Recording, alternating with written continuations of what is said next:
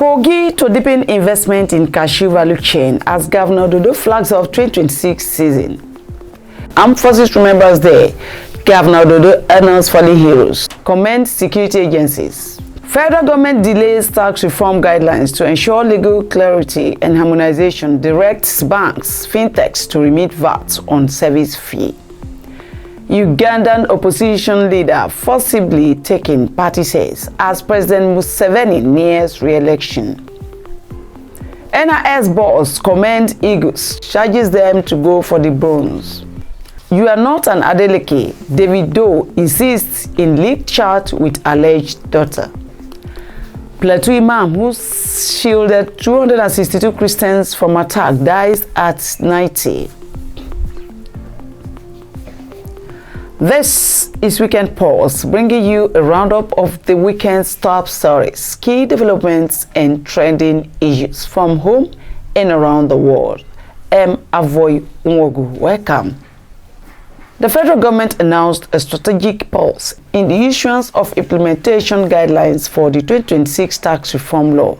The decision aims to resolve emerging uncertainties regarding the final gazetted versions of the legislation and ensure that the instructions provided to the public are perfectly aligned with the law as passed by the National Assembly. Oyedele, chairman of the Presidential Committee on Fiscal Policy and Tax Reforms, disclosed that while the reform remains on course, it is critical to address discrepancies identified between the harmonized bills signed by the President and the versions currently in circulation. The delay is a proactive measure to prevent confusion among businesses and individual taxpayers. By synchronizing the guidelines with the definite legal text, the government aims to provide a stable and predictable fiscal environment. The pause follows reports of clerical errors and unintended alterations in the gazetted copies of the 4 tax reform bills. The committee is currently collaborating with the clerk to the National Assembly to ensure that the gazetted versions accurately reflect the legislative intent of the lawmakers. Key areas being reviewed include sectional referencing, ensuring all internal cross-references within the Act are accurate, definition, clarifying technical terms to prevent multiple interpretations, effective dates, confirming the commencement timeline for specific provisions to avoid administrative overlaps. Commitments to the 2026 timeline. Despite the delay is issuing guidelines, the federal government maintains that the core of the tax reforms, including the exception of low income earners and relief for small businesses, remains the priority. The committee reassured stakeholders that the administrative machinery of the Nigerian Revenue Service (NRS) is being prepared to implement the final version of the law seamlessly. Oyedele declared it is a technical pause, not a policy reversal, and that the commitment to reducing the tax burden on 98% of Nigerian workers and 97% of small businesses is sacrosanct, and they are simply ensuring the legal foundation is airtight. The Presidential Committee expects the verification process to be concluded shortly, after which a comprehensive set of explanatory notes and implementation guidelines will be made available to the public. Taxpayers are advised to continue using existing framework until the official 2026 guidelines are formally published. The federal government also issued a directive mandating all banks and financial technology companies, fintechs, in Nigeria to collect and remit 7.5% value-added tax VAT on service charges from customers. This measure aims to enhance compliance and ensure the effective collection of government revenue. According to recent guidelines, the Nigerian Revenue Service (NRS), formerly known as Federal Inland Revenue Service (FIRS), will oversee the enforcement of VAT remittance on fees and commissions generated from banking and financial services. All affected institutions are required to adhere strictly to the new regulations, which takes immediate effect from Monday, January 19, 2026. The government emphasized that the move is part of ongoing efforts to strengthen the country's tax system, improve transparency, and support national development initiatives. Stakeholders in the financial sector have been urged to cooperate fully with the authorities to ensure seamless implementation. The Kogi State Governor Ahmed Usman Ododo has given an assurance that his administration will invest more in the cashew business as an alternative source of survival for the people. Ododo maintained that apart from job creation, the cashew value chain has the potential to boost the state's socio-economic and industrial development. Governor Ododo gave the assurance during the flag off of the 2026 cashew season and unveiling of KOGI Cashew Procurement and Trade Policy 2025, as well as distribution of 5 million hybrid cashew seedlings to farmers held at Government House, Lokoja. Our reporter Faith Adike tells us more. The launch of the 2026 cashew farming season in Kogi State was organized by the Kogi State Commodity Exchange Exports Promotion and Market Development Agency, COSIPA, in collaboration with Agro Trading Consults Limited, ATCL, to officially commence this year's cashew farming activities across the state with hybrid seedlings. Your Excellency, today marks a turning point in the history of Kogi State and in this administration's deliberate drive to ensure that our state takes its rightful place among the leading cashew producing states in Nigeria. It reflects a clear policy direction that places agriculture, commodities, and structured market at the center of economic growth. In his welcome address, the Director General of COSIPA, Victor Omofaye, outlined the numerous benefits of cashew production, describing it as a key agricultural commodity with the capacity to boost exports, create jobs, and improve farmers' incomes. Given a high volume of cashew production, government is actively encouraging private investors to take advantage of the opportunities in the sector by establishing processing plants within the state. Local processing will improve product quality, reduce post-harvest losses, create employment, and ensure that a larger share of the cashew value chain remains in Kogi State. Omofaye further emphasized measures put in place to ensure proper quality control and regulation of cashew nuts in the state, assuring stakeholders that Kogi cashew will meet both national and international market standards. In addition, as clearly stipulated in the policy draft, cashew farmers are now required to use only approved jute bags for the packaging of their produce. Any violation of this provision will attract fines, and such good will be liable to confiscation. The policy also puts an end to the practice of foreigners buying or hijacking produce directly from farm gate. Henceforth, proper documentation will be required before any foreigners can transact with our local buyers, except through registered and government-approved agents. These provisions, along with other regulations contained in the policy, are designed to guide both government actions and private participation in the sector.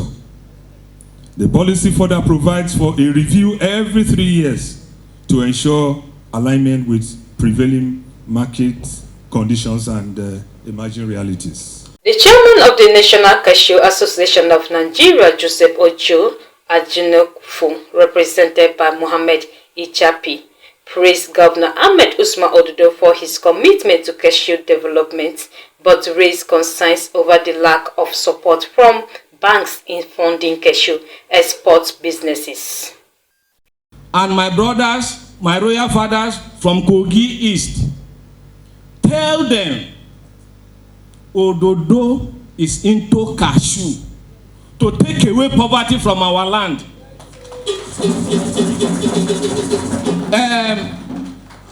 We made mention that there are bankers here.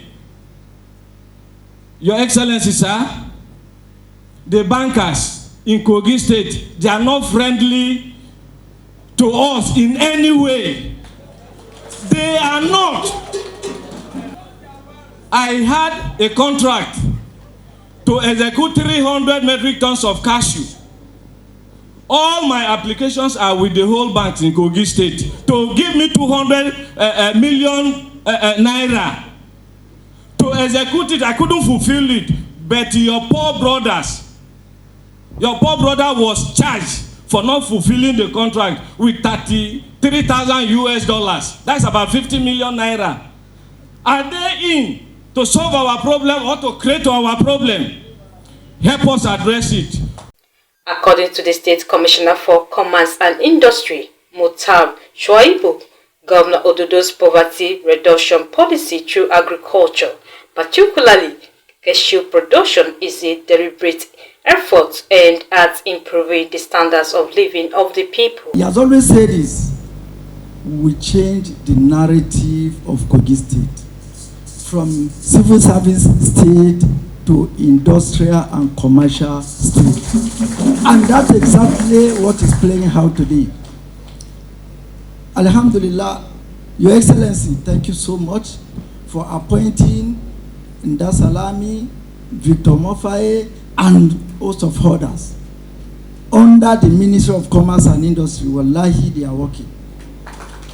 And these people were able to succeed because there was no clashes of interest.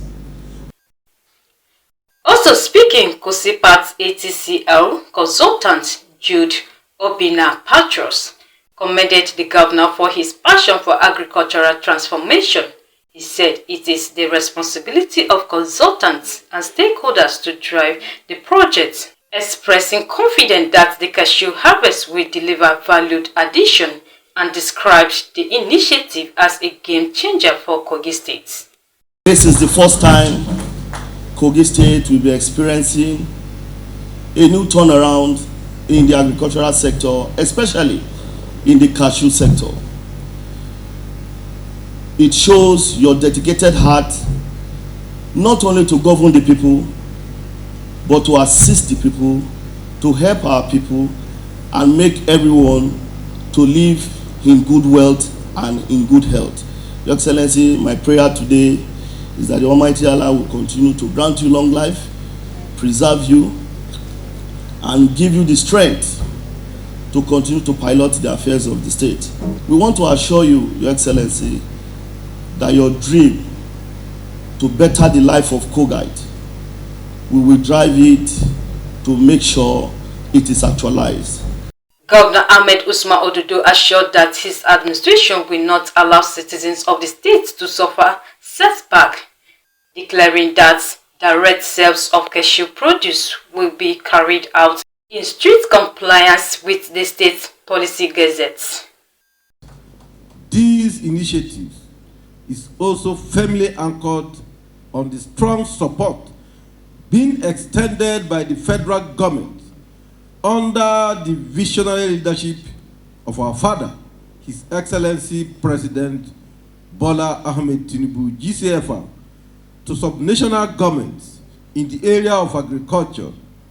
Mr. President has deliberately repositioned agriculture as a strategic driver of national economic recovery, food security, export expansion, and mass employment.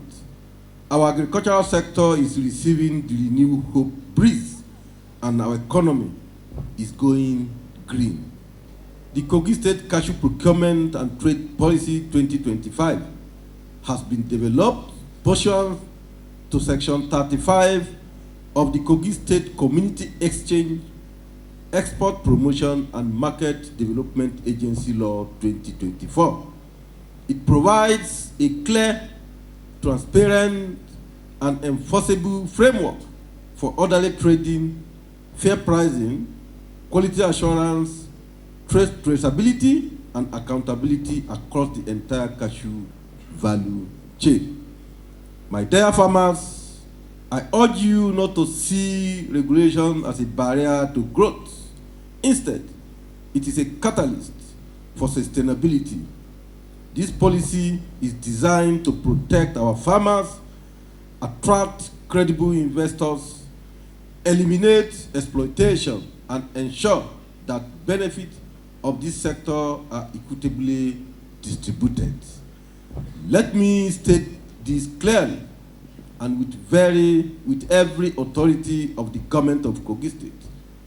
The Kogi State government will no longer tolerate the activities of unlicensed buyers, illegal middlemen, and foreign agents who bypass due process and purchase raw cashew nut directly from the farm gates. He warned against these activities of middlemen between buyers and sellers, calling for total collaboration with his administration to strengthen the state's economy. A move, he said, would translate to a better welfare for all KOGItes.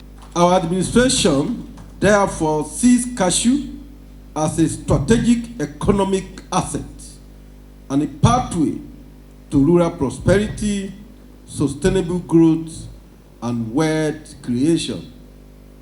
Cashew should do more for Lagos' economic growth. We have always had the trees, but we didn't come up with the policies to turn cashew to a game changer. Our administration will change the narrative. We are encouraging investment in large-scale commercial plantations, while also strengthening support system for our smallholder farmers through access to improved seedlings, modern extension services, and structured market frameworks. We aim to significantly increase productivity and enhance the living standard of our farming communities. However, true economic value does not lie in production alone. It lies in processing, packaging, branding, and structured trade. This is why our administration is firmly committed to the establishment of cashew processing facilities within KOGI State. Processing is where value is created, jobs are multiplied, and prosperity is retained and shared. By supporting investment in processing plants and encouraging the production of value-added products such as kernels, packaged nuts, and industrial byproducts, we will reduce post-harvest losses, increase farmers' earnings, and ensure that more wealth remains within our local economy. In 2024, Nigeria remained one of the Africa's leading cashew producing countries, with KOGI State ranked among the major cashew producing states. With the renewed policy, quality control, and direct market access, stakeholders believe KOGI's cashew sector is set for a greater growth, increased exports, and sustainable economic impacts. Faith Adike reporting for MSC TV. The KOGI State Governor Ahmed Usman ODODO has paid glowing tribute to Nigerians' fallen heroes, describing their sacrifices as the very foundation of the peace, unity, and freedom the nation enjoys today. Speaking at the 2026 Armed Forces Remembrance Day held at the Cenotaph, Lokoja, the governor, represented by his deputy Joel Salifu OGBO, said the day serves as a solemn reminder of the bravery, patriotism, and selflessness of men and women who gave their lives in defense of the country. We join our reporter for more.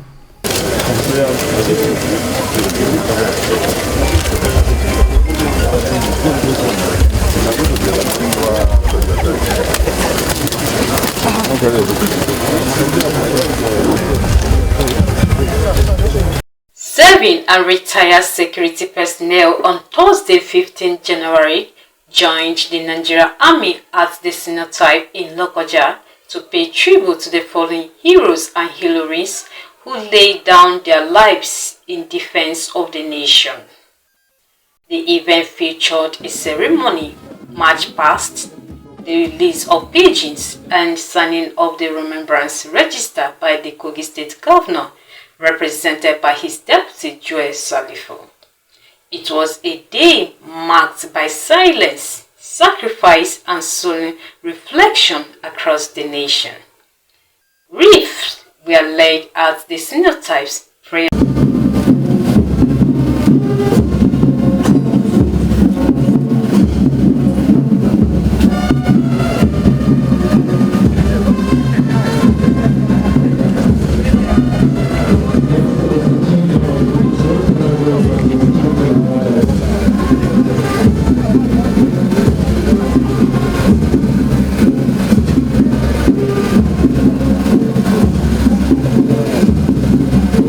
prayers offered, and the last post sounded in honor of those who defended Nigerian sovereignty.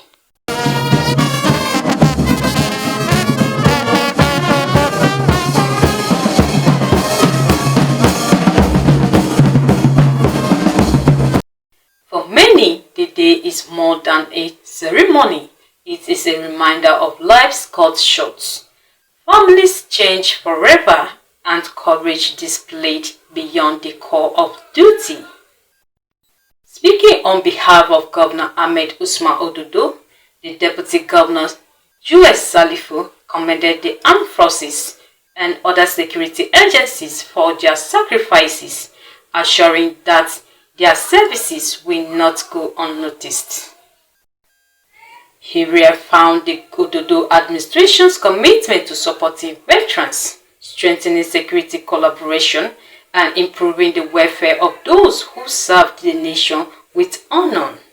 Today we honor soldiers who left the comfort of their homes, embraced danger, and stood firmly in defense of our nation. Many never returned. They did not ask for recognition, wealth, or applause. They asked only for a country worth protecting. Their blood watered the soil of our nation, and their sacrifice remains the foundation upon which our peace is built. To our serving officers and men, you are the living shield of our nation. Every day, you put your lives on the line so that others can sleep in safety. Your courage, discipline, and patriotism inspire us. We salute you, and we assure you that your service is deeply appreciated and respected. The Deputy Governor also called on citizens to embrace peace and security, urging all to say no to kidnapping, banditry, and terrorism in all their forms. I wish to sincerely appreciate and thank the President and Commander-in-Chief of the Armed Forces of the Federal Republic of Nigeria, His Excellency President Bola Ahmed Tinubu, GCFR, for his firm leadership and unwavering commitment to national security. I also commend the Chief of Army Staff, Lieutenant General Wahid Shaibu, and all service chiefs for their strategic direction and dedication, which has led to recent victories in the fight against insecurity across the country, including here in KOGI State. As a government, we understand that remembrance must go beyond words and ceremonies. It must reflect in our actions. The administration of Alhaji Ahmed Usman Ododo remains committed to supporting the welfare of our veterans, strengthening security collaboration, and ensuring that those who serve our nation are treated with dignity and care. Fellow citizens, peace is not free. It is earned through sacrifice. Let us honor our fallen heroes by living responsibly, promoting unity, rejecting crime, and supporting those who protect us. The greatest tribute we can give them is a Nigeria and a KOGI state where justice, peace, and progress reign. He reassured families of the fallen that their sacrifices will never be forgotten. To the families of fallen heroes, especially widows, widowers, children, and parents, I speak to you from my heart.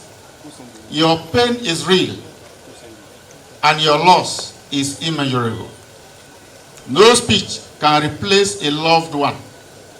But please know this, your sacrifice is not forgotten. The people and government of KOGI State stand with you, honor you, and remain committed to supporting you. The chairman of the Nigerian Legion, KOGI State Chapter, Elijah Akindele, commended the state government and appealed for support court to enable the data capturing of Legion members. We thank the government of Kogi State for all their support towards the Nigerian Legion in uplifting our people, because most of our members are aging and some of them are physically challenged from maybe various battlefield, and also the widows. We thank federal government that open up for the widows in the armed forces now, so that they can enjoy the medical facility free till their death. But the challenges we are having is outside the state capital. In order to be able to capture those people has become a difficult task because of logistic situation that we are having. And those are the things. But we commend the state government. They are doing very good and they are taking care of Nigerian Legion.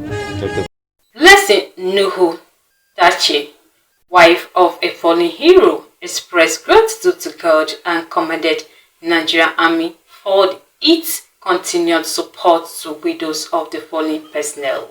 Okay, I want to really appreciate God that even if we are not with our spouse, but God has been there for us, is always with us and our children, and has been helping us also.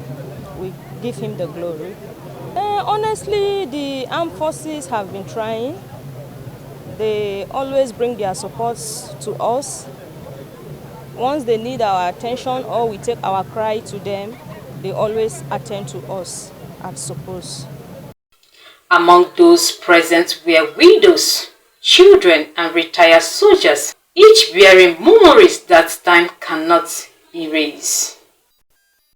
Their presence tells a powerful story that behind every uniform is a family, behind every medal is a sacrifice, and behind every peace enjoyed, a life once offered in service. The day was also marked by the special launch of a free medical outreach by the Nigerian Army for members of the public. In attendance was the paramount ruler of Ibira land and vice chairman of the Kogi State Council of Chiefs, Dr. Ahmed Muhammad Tijani Anaje, alongside other traditional rulers, government officials, and representatives of security agencies. I am Faith Adike reporting for MSC TV. Kogi State government during the past week uncovered instances of fraud in the processing and issuance of certificates of occupancy (CFO) within the state. This followed a thorough and meticulous investigation, and all certificates of occupancy found to have been fraudulently obtained have been invalidated. Investigations revealed that several of the affected certificates of occupancy had no proper documentations, no corresponding files, and did not pass through the required statutory processes. In many cases, officials' codes were fraudulently misapplied or manipulated in an attempt to circumvent established due processes.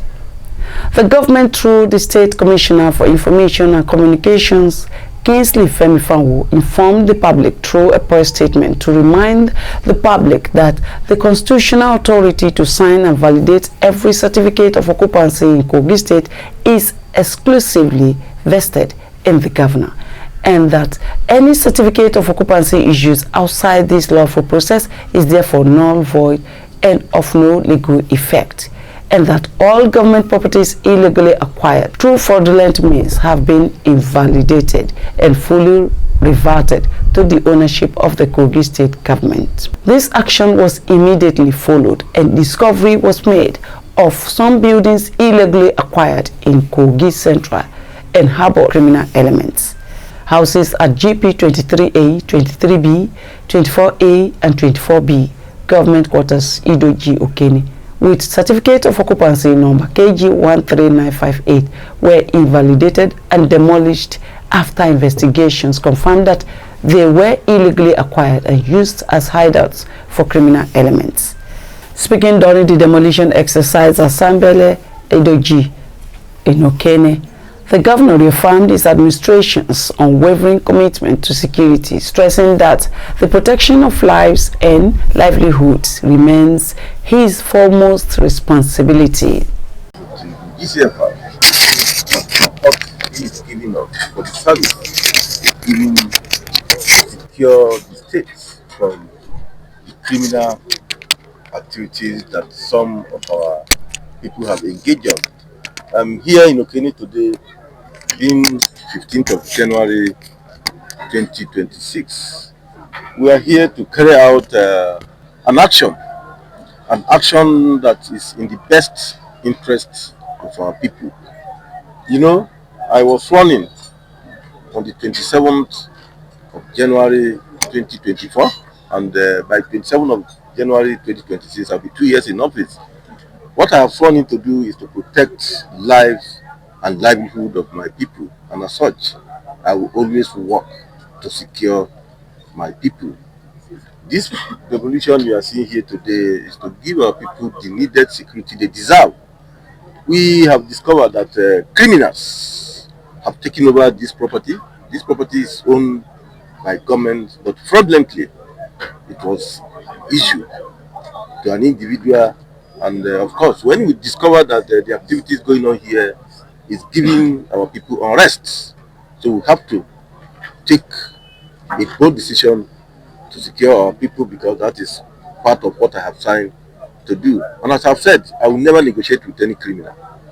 I will never negotiate with any criminal. I will take that fight to them wherever they are. So we are here to carry out this exercise so that our people can sleep with their two eyes closed. This is Okene, and it's an example to everybody. If you harbor criminal, your house will go down. If you keep criminal, your house will go down. And of course, this is one of it. So I thank you most sincerely for this support. And let me assure you that I might not talk. It is not by noise making. It is by action to secure your people. That is the mandate my people have given me.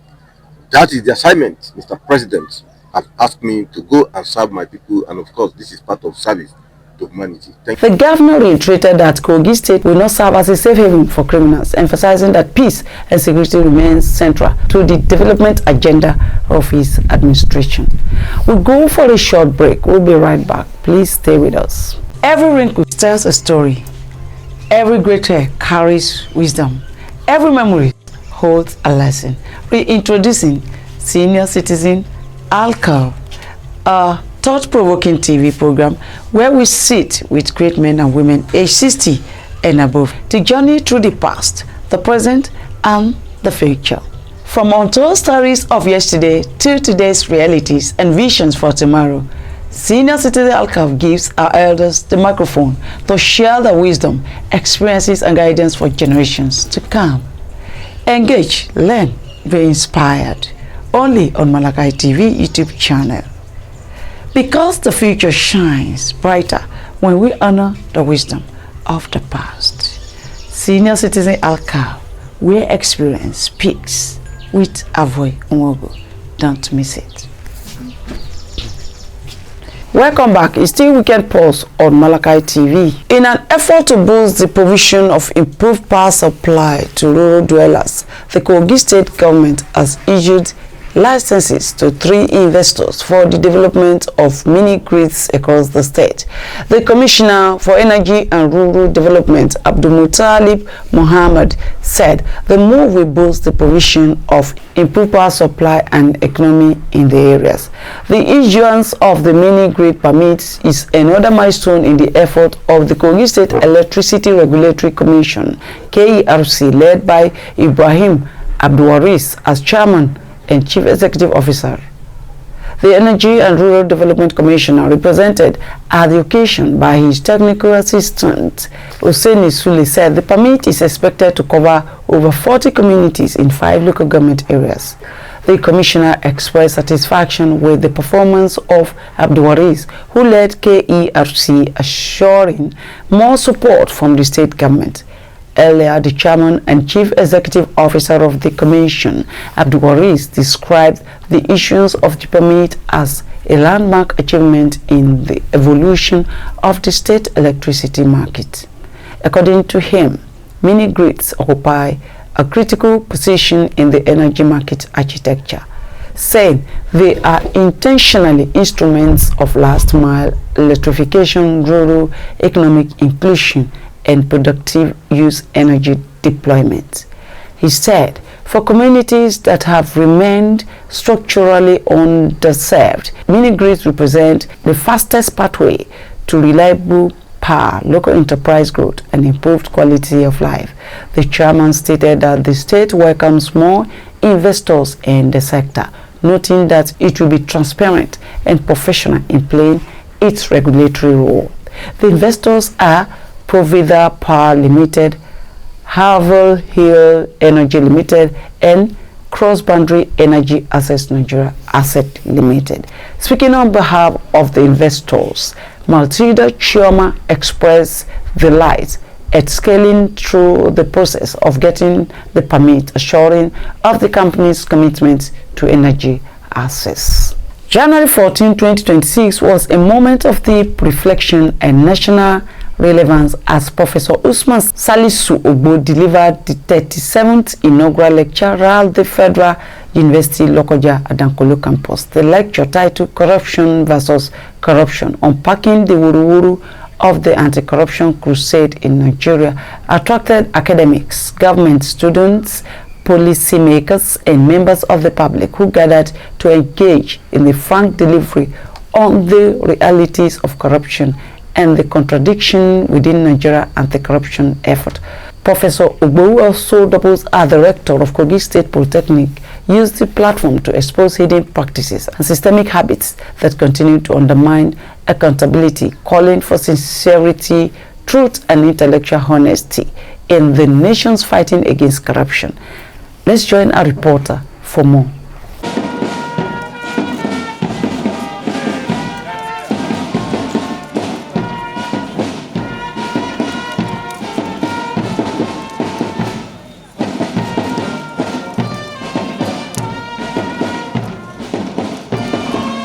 January 14, 2026 marked a significant intellectual moment at the Federal University in Lokoja as Professor Usman Salisu Ogbo delivered the institution's 37th inaugural lecture challenging Nigeria's anti-corruption narrative. The lecture held at Adankolo campus drew scholars, students, government officials, lawmakers, traditional rulers, and members of the public. Titled Corruption versus Corruption, Unpacking the WURU of the Anti-Corruption Crusade in Nigeria, Professor Ogbo critically examined what he described as the contradiction and hidden practices undermining Nigeria's fight against corruption. In an article titled Humbled by Corruption, Ajakuta Steel Mills Futures Uncertain, Nosa explained how Ajakuta Steel Company was designed to be the most important industrial project in sub-Saharan Africa in the 1970s. It was a vision at the major development hub in Nigeria, but has gained a reputation as a conduit of corruption in various forms and at different levels. This was described by the late novelist Chinua Achebe as the poster child of corruption and white elephant project in Africa. So in fact, during the live radio program, a commentator even suggested that the Ajakuta Steel Company should be turned into a national museum of shame, where future generations can learn about the cause of corruption and consequent waste on the nation. In September 2025, interview with journalist Aliko Dangote wrote off its viability, stating that the Ajakuta Steel Company is technically obsolete and will likely never work.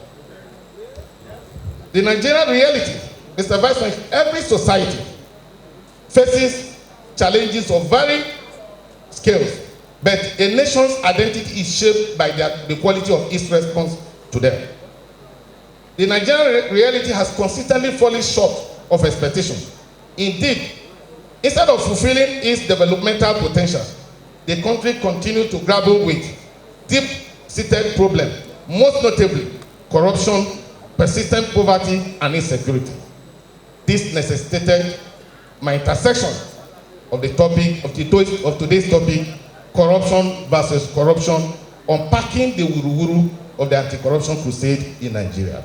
Drawing from 5 years of research and experience, the professor called for honesty, accountability, and institutional courage in confronting corruption beyond rhetoric.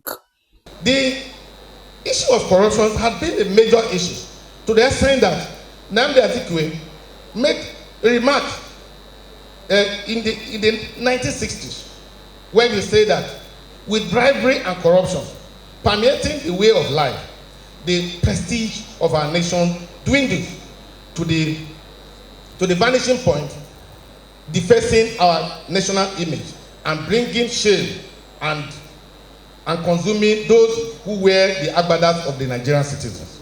Permit me to reiterate that from the foregoing, we have consistently interrogated the menace of corruption and its inherent dynamics and have taken further steps to make suggestions using different approaches and styles.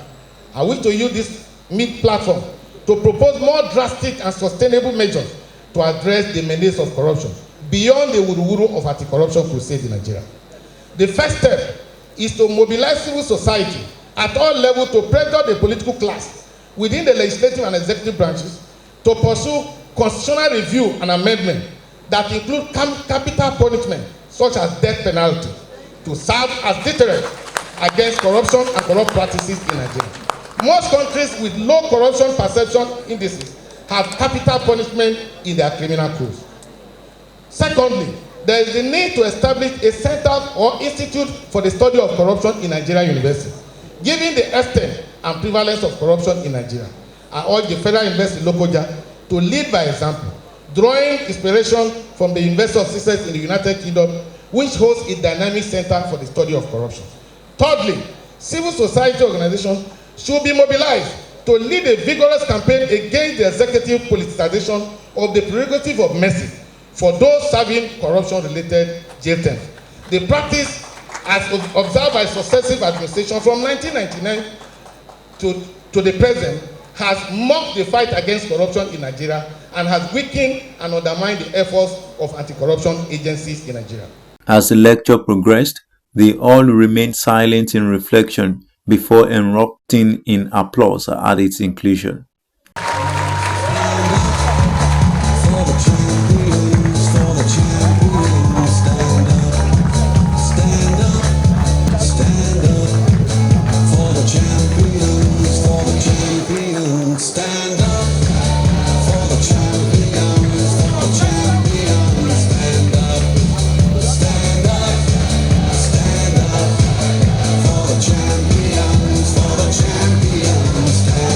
For this reason, I'm confident that each person present today will have a takeaway from this lecture, whether it be new insight, a fresh perspective, or a renewed commitment to ethical leadership and good governance. That is the power of a well-delivered inaugural lecture. It speaks not only to specialists, but to all of us who care for the future of our society. The Kogi State Governor, represented by the Deputy Governor Joel Salifu Oyibo, commended the Federal University Lokoja for fostering intellectual discourse, describing corruption as a monster and the lecture as timely. Professor Ogbo's choice of the theme, corruption versus corruption, unpacking the WURU of anti-corruption crusade in Nigeria, is both timely and courageous. Corruption remains one of the most pressing monsters facing our nation. It weakens institutions, erodes public trust, deepens inequality, and undermines development. Yet, as the theme of today's lecture suggests, the fight against corruption itself must be sincere, transparent, and free from manipulation. When anti-corruption fights are selective, politicized, or driven by personal interest, they lose credibility and may ironically become another form of corruption. The phrase "WURU," as used in this lecture, speaks directly to the Nigerian experience, where actions that appear sincere on the surface may have ulterior motives beneath. This reality challenges all of us in leadership, governance, and public service to constantly examine our intentions, methods, and outcomes. The Deputy Governor also assured the institution of the state government's commitment to supporting research and policy development aimed at improving governance and public welfare. Universities must continue to interrogate public policies, expose contradictions, and offer practical pathways for reform. That is why lectures such as this are very, very important. They provoke critical thinking and enrich the national conversation. In KOGI State, the government of Alhaji Ahmed Usman ODODO is committed to prudent management of public resources, transparency in governance, and accountability at all levels. We believe that leadership must lead by example. Our approach to governance emphasizes systems and processes that reduce human discretion, strengthen oversight, and promote service delivery to the people. While challenges remain, our resolve to do what is right, even when it is difficult, is unshakable. Let me also use this opportunity to reaffirm our government's support for education and research. The Federal University Lokoja occupies a strategic place in our state and in the intellectual life of Nigeria. We will continue to partner with the university in areas of research, policy development, and community engagement because knowledge remains our strongest weapon against corruption. Professor OGBO was later honored with a certificate of recognition and awards of excellence for his outstanding lecture delivery. On behalf of my principal, Alhaji Ahmed Usman ODODO, who delegated me to be here today,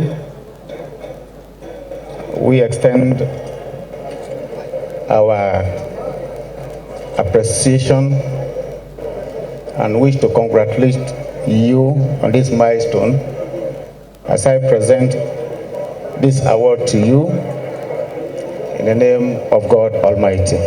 Thank you and God bless you. The event has been described as more than an academic exercise, but a call for deeper national reflection on Nigerians' anti-corruption efforts.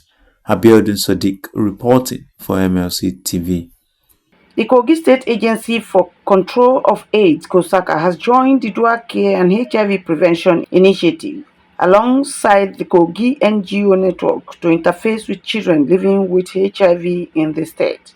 During the engagement, the Chief Executive Officer of the Dual Care and HIV Prevention Initiative, Pastor Roslyn Alabi, commended supporters and financial donors for their consistency in providing care and support for children living with HIV. The Executive Secretary of KOSAKA, Ajodo Monday, warned members of the public against stigmatization while commending the Executive Director of Dual Care and HIV Prevention Initiative, Rose Alabi, for her tireless efforts and passion towards the welfare of the children. Also speaking, the chairman of the Kogi NGO network, Hamza Aliyu, praised the Dual Care Initiative for its unwavering commitment and pledged to intensify support for the organization. Our reporter, Abiodun Sadiq, has more. Kogi State continues to strengthen its response to HIV prevention and care as government agency and non-government organizations intensify efforts to support people living with HIV, particularly children and other vulnerable groups.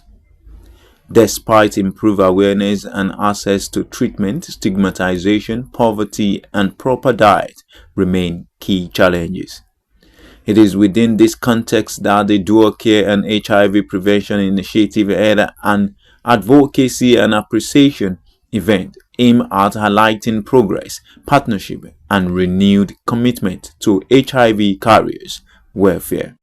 The Executive Director of the Dual Care and HIV Prevention Initiative, Pastor Roslyn Alabi, outlined the achievement of the organization, noting that Dual Care has continued to provide care, protection, and support for children and vulnerable persons living with HIV across Kogi State. And what my NGO is doing is to support them so that they will live. We monitor their drug adherence and we ensure that they use it correctly and consistently. And we also provide nutritional support for them so that they don't use it on empty stomach. We also ensure in my organization that the school enrollment, it continues. We provide them educational materials like school uniforms, school levies, and so on and so forth, so that they will, because they are leaders of tomorrow. Because of AIDS does not kill, HIV does not kill, but if you refuse to use your drug, you don't have enough food to eat, it can be complicated. Yes. For the past 2 years, fund has not been released to Kusaka. The AS is using his own personal money and his interaction with partners. We want government to see the reality, particularly from my own NGO. I want an occasion where the governor himself will see these children and he will know that actually we have children living with HIV in Kogi State. She expressed appreciation to Kogi NGO networks and Kogi State Agency for the Control of AIDS for its sustained interest in HIV prevention, treatment, and the welfare of people living with the virus, adding that collaboration with government agency has helped to improve outreach and reduce stigmatization. And I want to thank God that the major person that I needed, you are here. Yes, I want to appreciate you. Our Ubonge Emeritus Ambassador who handed over to a new Hamza Mrs. I want to thank you. Thank you. And our ambassador, you are too wonderful. The Lord God be with you. Thank you, sir. Our presenter, and I want to thank our partners too again, AHF, Dr. Tenechi, and so many of them that have been helping us. If you look at the banner, all of them, they are there. God bless you. The Executive Secretary of the Kogi State Agency for the Control of AIDS, Ajodo Monday, commended Roslyn Alabi for her resilience and dedication to the care of affected children, describing her work as a vital support to the state's HIV response effort. So I want to appreciate you, man. In fact, you don't know what you are doing. You might not know, but some of us are from the outside, or the ones to judge you, and I think I'll give you a name. Honestly, you are doing very, very well. So, but for us as an agency, it's unfortunate we don't have the muscle to extend our support. Thank God you are with us before, so you know the challenges that we're facing as an agency. That agency has not seen funds in more than 2-3 years. He assured its agency will stop stigmatization of all types against carriers or NGOs in charge of their upkeep. It's criminal to stigmatize anybody living with HIV. The Holy Book tells us that my people perish for lack of wisdom. We know now that HIV is not even the worst disease. You know, diabetes, can even kill you even faster than HIV. Hypertension, we know of people collapsing. You know, so HIV people, you can live 100 and something with HIV. So with this anti-stigmatization bill that is with the governor is yet to assent to it. The chairman of the KOGI NGO network, Cognate, Hamza Aliu, and the immediate past chairman, Ambassador Idris Muraina, pledged continued support for the dual care initiative, promising to mobilize partnership and resources to ensure that the urgent needs of the children are met. Again, so she is inspiring all of us. So we say, Mama Yoyo, thank you very much. What you are doing, we will not see it now like yes, we will not see the dividends now. It's in 20 years' time when these children are adults and they begin to ask, how did you survive all these challenges that every other child could not survive? See, I had somebody who pushed for me. It's painful when we do things without knowing the impact it has on the community. Your actions is showing clearly. So we want to thank you. And we want to say, going forward, we will support you, like yes said. We will support you. We have not done physical support before. We're always giving you moral and mentoring support. But we are going to try as much as possible to fuel that your passion. So that it doesn't die.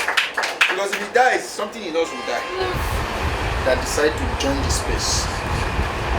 These are the last set of people still standing. And you happen to be a very strong pillar in that circle. Once again, I'll say congratulations for all you do. There are different ways to civil society work and HIV and AIDS intervention. The senior special advisor on print media to Governor Ahmed Usman ODODO Bilia Voyinwogo encouraged the convener not to relent in our humanitarian effort, urging stakeholders to support the initiative focused on children's welfare and public health. I give honor to God for all the works you are doing. It's not for the riches, it's for the poor of the poorest. And you've been doing it. This is not only the NGO you have. I see that you have for special children, you have for this, you have for that. I was like, God, this woman's very active. You travel here, travel there. God will continue to strengthen you. Concerning these lovely children, it's not their wish that they are born like this. It is the grace of God that is still sustaining them. And we cannot blame them, and neither can we blame their parents. If only they are wiser, they wouldn't find themselves in this kind of situation, because I'm sure that there is a way now that even the parent that carries it, they will not be able to pass it on to the children. It's just the ignorance that these children fall victim. And whatever we can do as a person, I think we can use it to help them and support them. And God will, in infinite mercy, help us too. For governor to deem it fit that there must be an agency overseeing that very aspect of life. That means it's taking it personal. To encourage and appreciate sustained support, the Dual Care and HIV Prevention Initiative presented certificates of credence to supporters and caregivers who has consistently contributed resources and services towards the well-being of the children. I'm Abiodun Sadiq reporting for MLC TV.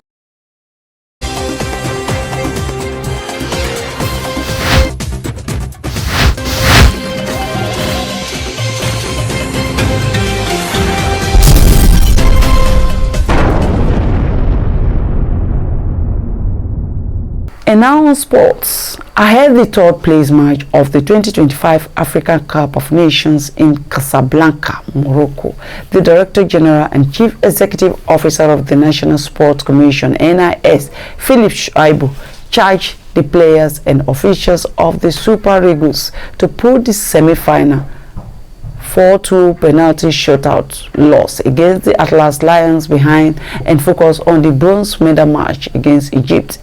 Philip Shuaibu, who praised Eagles' performance since the beginning of the tournament, said the players gave their best against Morocco, but that the match officials, the crowd and the host worked against Nigeria. He advised that preparation for the next African Cup of Nations and 2030 World Cup must start immediately. The former Deputy Governor of Edo State advised that the Super Eagles head coach Eric Chile should be retained for continuity. He opined that this is not the time for Nigeria to change coach, stressing that he believes coach Eric Chile will lead the Super Eagles to the 2027 edition of the AFCON to be co-hosted by Kenya, Tanzania, and Uganda. 3 times champions Nigeria face records 7 times winners Egypt in the 3rd place match of the 2025 African Cup of Nations in Casablanca, 5 p.m. Nigerian time on Saturday 17 January, and was rewarded for their performance. Well done to the Super Eagles. I celebrate you too.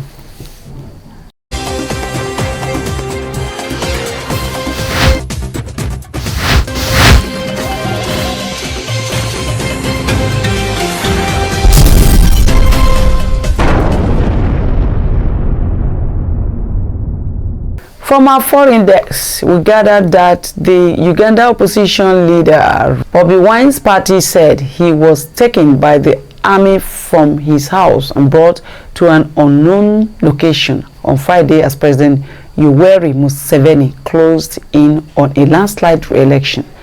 Wine's National Unity Platform party said on Friday evening in a post on X that an army helicopter had landed in his compound in the capital Kampala and forcibly taking him away to an unknown destination. Report from Reuters could not immediately verify the claim, and some senior party officials said they did not have confirmation.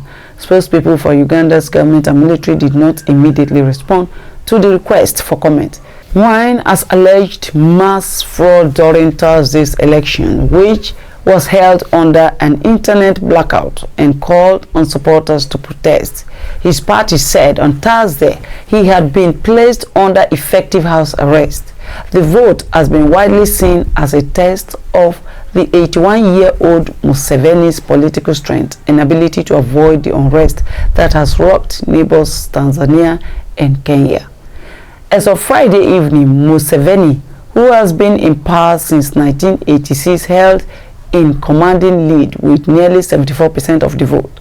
The Electoral Commission said Wine trailed with 23% after a campaign marred by clashes at opposition rallies and what the United Nations said was widespread repression and intimidation. Voting passed peacefully on Thursday, but violence broke out overnight in the town of Mutambala, about 55 kilometers, 35 miles southwest of the capital Kampala, according to a police spokesperson and members of the parliament from the area who gave differing accounts of the event. Local police spokesperson Lydia Tomoshabe said matched-wielding opposition goons organized by local MP Mwanga Kivumbi attacked a police station and vote-tolling centers. And now on entertainment.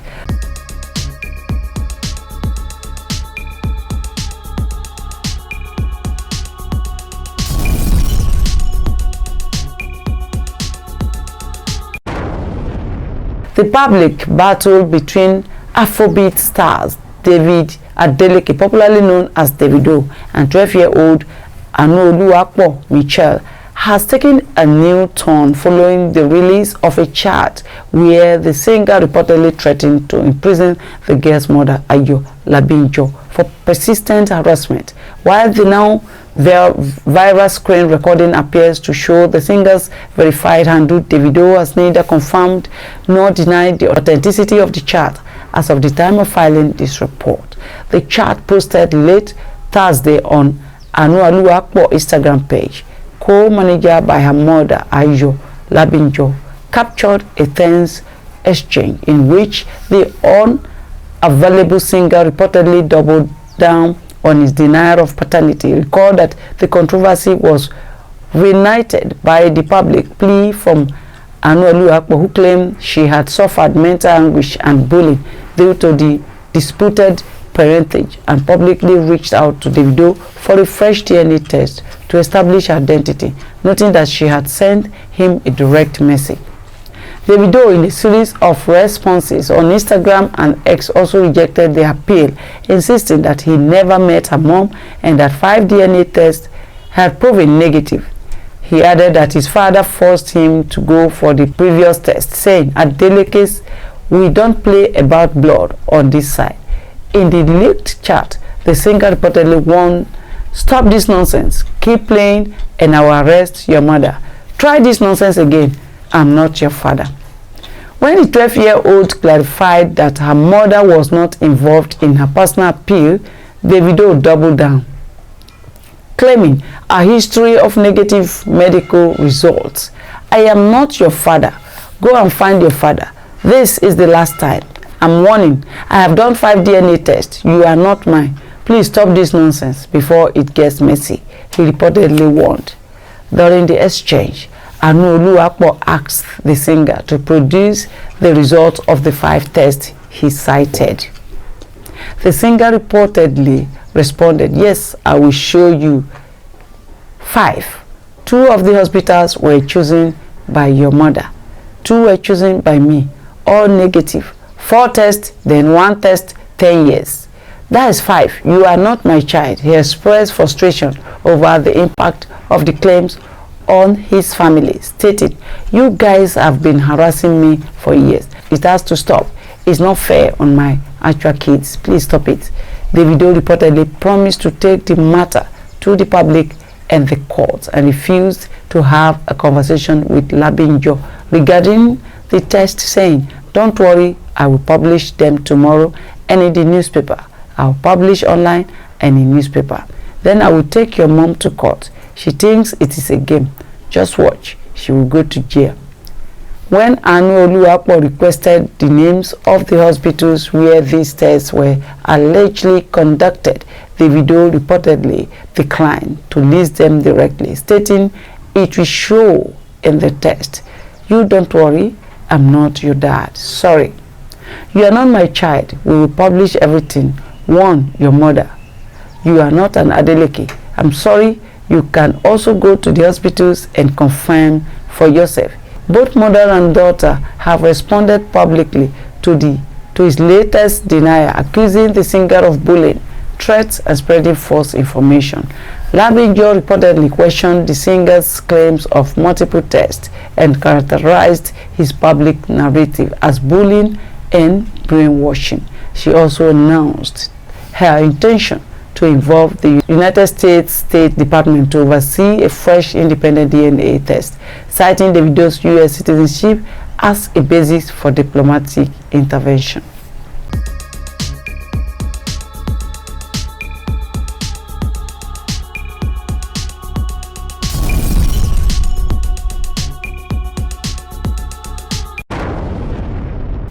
And on sad notes, Kogi State Governor Ahmed Usman ODODO paid a condolence visit to the family of late James Omachono Ignatius Onoja, Special Advisor to the Governor on Security for Ida Federal Constituency at Akpata Iga in Egalamela Odolu local government area of the state. During the visit, Governor ODODO described the death of the late security advisor as a personal loss and a great shock, noting that the deceased was not only a trusted aide but also a close friend and brother. Governor ODODO recalled that the late James Onoja served the state in various capacities, including as a local government chairman, and remained committed to the service of his people throughout his career. He described him as a man of his word, someone who believed strongly in service to humanity. He said, though he's gone, his legacy of commitment and selfless service will remain with them.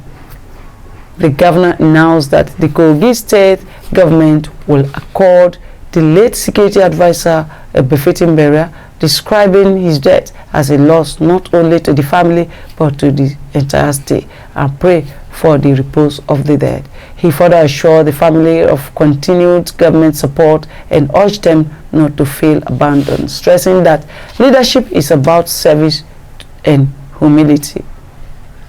Earlier, the chairman of Igalamela Odolu local government area, Cosmos Ilemona Atabo, described the late James Onoja as a sincere and selfless public servant who gave his best to his people. He thanked the governor for cutting short his schedule to personally visit the family. And on behalf of the family and uncle of the deceased, Sunday Onoja, expressed appreciation to the Kogi State government for recognizing the contributions of the late James Onoja. In a related development, Governor ODODO also paid a condolence visit through the family of the late Onimisi Jato Suleiman, Senior Special Assistant to the Governor in Ukene, Kogi Central of the state. The governor urged the family to take solace in the fact that the deceased lived a fulfilled life, reminding them that God gives and takes. Responding on behalf of the family, the wife of the deceased, Binta Suleiman, expressed gratitude to Governor ODODO for his compassion and for standing with them during their moments of grief. Governor ODODO prayed for the peaceful repose of Onimisi Jato Suleiman. May the dead rest in peace. Abubakar Abdullahi, the Imam of Nigal village in Barkin Ladi local government area of Plateau State, who famously shielded 262 Christians during a violent communal attack, has died at the age of 90. Sali Abubakar, the son of the deceased, confirmed his death, saying the cleric passed away on Thursday night at the Plateau Specialist Hospital in Jos. Former presidential aide Bashir Ahmad also confirmed the death in a post on X, describing the late Imam as a man who exemplified Islamic teachings on the sanctity of human life and selfless service to humanity. He wrote, he acted in accordance with the teaching of Islam, which uphold the sanctity of human life. Saving a single life is regarded as saving all of humanity. May Allah grant him Jannah al-Firdausi. Imam Abdullahi is survived by 19 children made up of 12 boys and 7 girls. In June 2018, during faith-based clashes that swept through 10 villages in Barkin Ladi, the late Imam hid 262 Christians in a mosque and his private residence until the violence subsided, preventing them from being killed. His actions earned him local and international recognition, including the International Religious Freedom Award presented by the United States Department of State in 2019. And that's the size of our news package today on Weekend Pulse. Please continue to follow our updates and exclusive story in all our social media handles at Malakai TV YouTube channel, at MSC TV Facebook, MSC TV Twitter, Malakai Thread, Instagram, X and TikTok. Stay safe, stay informed and keep your day with Weekend Pulse with Malakai TV. Thank you for watching. I'm Avoy Mwogu. See you next weekend.